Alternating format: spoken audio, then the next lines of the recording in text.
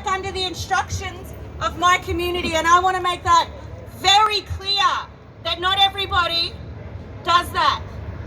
That not everybody does that. We don't have chiefs in our culture. That's not a thing.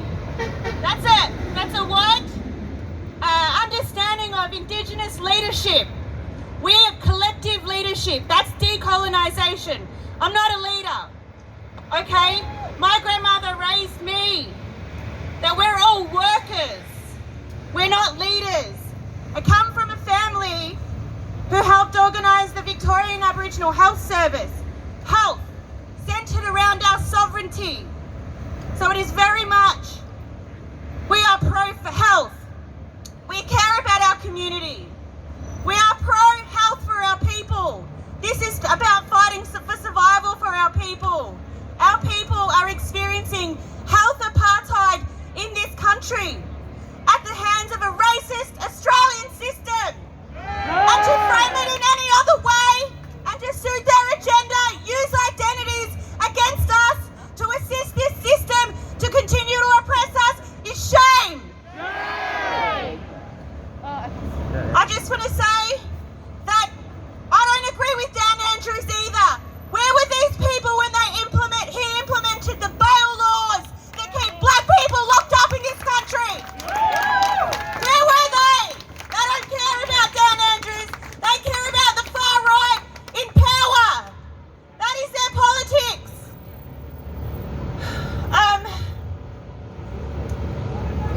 My family are communist. It's not about this isn't left or right.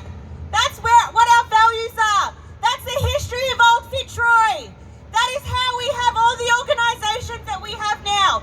People need to learn their history before they become leaders of some random movement. Learn your history. You are shame otherwise. Our elders stood for this. Our elders stood for health and caring for our community. We are also not fodder for you either or any far-right group. We are strong, self-determining people, and we do this for ourselves. Despite the racist system that we live under here in Victoria, we have very good vaccination rates.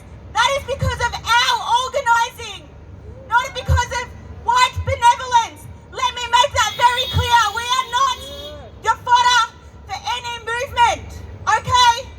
We are strong and self-determined, and we are sovereign to this nation. I want to pay respects to the elders, particularly Bruce McGuinness, a proud communist, and my grandmother, Elma Thorpe, Gary Foley, whose words, whose shoulders I stand on. They are the giants that I stand on today. I had a few things to say. I got a bit worked up, so let me just check my notes.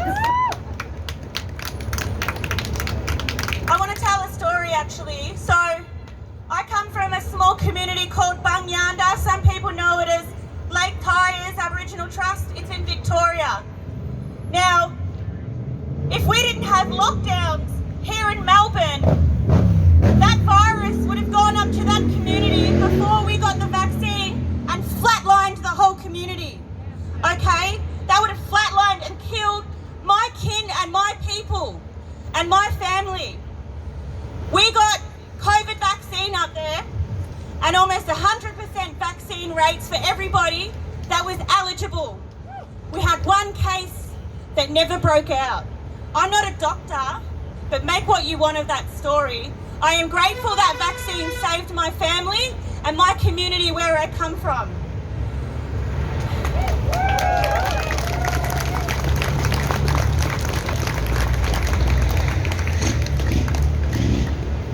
I just wanted to reiterate, knowing your history of the left and organising with the left here and Aboriginal communities, and anybody that ignores that is uneducated. I'm sorry, you don't know your history. Learn your history. And I just want to pay my respects to the elders who fought really hard for me to be here through health measures and who through health organising, and that's where I stand, and I stand in solidarity with every single person who cares about the health health of each other, no matter who you are. So thank you very much. I think that's it for me today.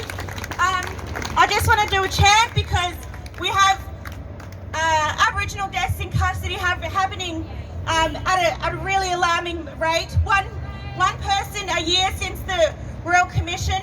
Almost 500 people have died at the hands of this racist state. And I say that if we are to unite on anything, it should be uniting on destroying white supremacy and the settler colonial state. I'm not pro-government, I'm pro-health. I am anti-state, I'm anti-racist, and I'm anti-white supremacist. So I want everyone to